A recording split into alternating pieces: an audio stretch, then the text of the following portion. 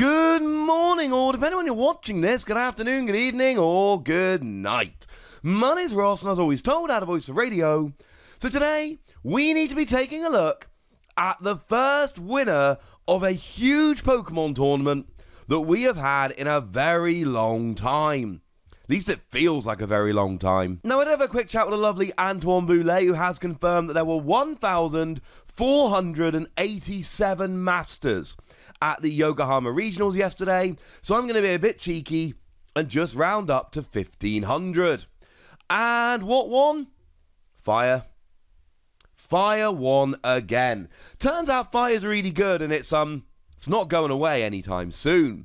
Now, for me personally, I want to start off talking about Talonflame. I should mention that Japan is playing a slightly different format to us. They haven't rotated like we have, but it is also worth bearing in mind that their format is very similar. The winning decks are very similar, and as we go through this list, there's only going to be a couple cards that are missing. But please do bear that in mind, I've said it at the start.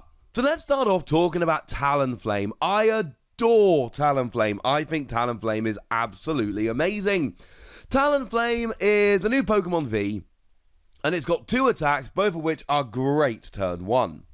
Because if you go first, you are actually allowed to play Talonflame V going first. You're allowed to use the attack. It is for 1 energy, and it is literally the Dedenne GX's ability. You discard your hand, you draw 6 cards. It's kind of awesome, quite frankly. It just gives you an extra consistency boost on turn 1 if you go first. Worth pointing out that it's also got free retreat, so it ain't going to get stuck in the active. And then it's just got free energy 160. Yeah, you have to discard an energy. No, nobody really cares, because if you go second and your opponent's only got 1 Pokemon out, it's welder, energy, and there's a very good chance you're actually just going to get the win right there and then. It's kind of awesome. Now, in terms of main Pokemon, I suppose we'd probably call it Blacephalon, because there's 2 of them.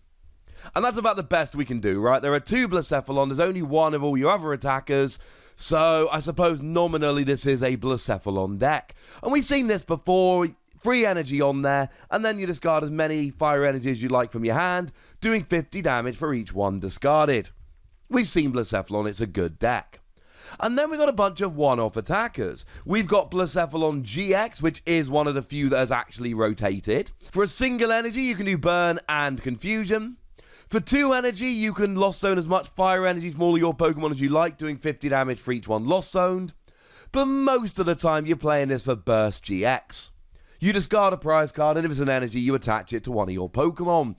Honestly, what we're generally doing with Blacephalon here is just going, oh, I've got 1 prize card left to take. Basic Pokemon, single energy, boom, I've taken a prize card. That's generally what we're doing here. There is a copy of Reshiram and Charizard here, and again, you're just talking about a big, powerful tech Pokemon. Reshiram and Charizard is a good card and has been a good card since it came out. If you don't get a 1-hit KO, Outrage for 2 energy does 30 damage, plus as much damage as is on there. 4 energy, 230, which is more guaranteed damage than your other Pokemon will give you. And it does have a useful GX attack. Now, it's very expensive, but 6 energy, you do 300 damage and go through any effects on the defending Pokemon. So if you really want to get a 1-hit KO on a Pokemon that's just blocking everything else, Obstagoon comes to mind, given that you have no evolved Pokemon, this will get you a KO. It's not the most efficient attack ever, but sometimes it will be necessary. We see 1 copy of Cramorant, which we often see in Welder decks, Cramorant V. Again, we've got another attack, 1 colourless energy, search for any 2 cards, but the real reason we're playing it is for Spit Shot. You discard all energy attached to Cramorant, and then you do 160 to one of your opponent's Pokemon, hopefully taking a Dedenne off the bench, for instance. It's really nice for getting around Pokemon. It's also worth bearing in mind that some people are now playing Bronzong, which will block your fire Pokemon, but is not a good attacker. So if anyone ever puts a Bronzong in the active, you can just use Cramorant to either KO Bronzong, or just start hitting the bench, because Bronzong is not a good attacker. So yeah, that's kind of useful. We do see a single copy of Tapu Fini here, but it is worth bearing in mind that Tapu Fini is explicitly a counter for Blacephalon. For a single energy, you'll do 100 damage if your opponent's got any Ultra Beasts on the field. And then, of course, you're hitting weakness against Blacephalon.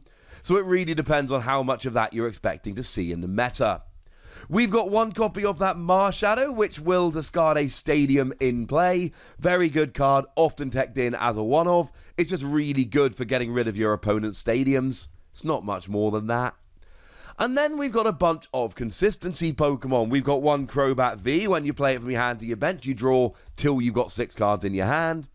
And then we've got 3 copies of Jirachi. That's the one that if it's active, you look at the top 5 cards of your deck, find a trainer, put it in your hand, it goes to sleep, and you then free retreat with a skateboard. Now, outside of Japan, we stopped playing a skateboard because it's rotated. This deck just doesn't play a skateboard. There is no escape board. So all those people said, oh, Jirachi's not viable without a skateboard. Well, here's some proof that maybe, just maybe, it might be. And since we're playing a bunch of Scoop Up Net, because that is obviously something we will use to help replace that, lets you pick up a non-GX, non-V Pokemon. Great for getting Jirachi out the active when it's asleep.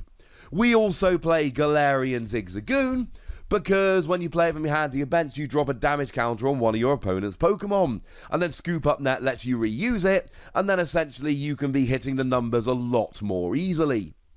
Yeah, Galarian Zigzagoon sees quite a lot of play. It's pretty good.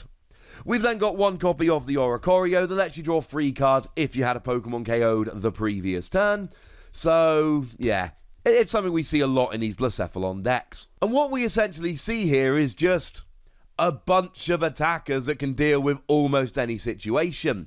You could call this a Blacephalon deck, but it's far more realistic to call it a Firebox deck, because it really is just a whole bunch of different stuff to essentially match any situation. Now, in terms of trainer cards, obviously we're playing 4 Quick Ball to search out our basic. That should be a given. And obviously we're playing 4 Welder. You attach 2 Fire Energy and draw 3 cards. It is at the heart of all of these decks. The only other supporter we're playing is a single copy of Boss's Orders. And Boss's Orders has always been a weird one in Blacephalon decks, because most of the time you just want to be playing Welder, but you also need a little bit of gusting, so Boss's Orders comes in nicely. We do play a couple copies of Palpad here, just to allow you to reuse those Welder and potentially Boss's Orders.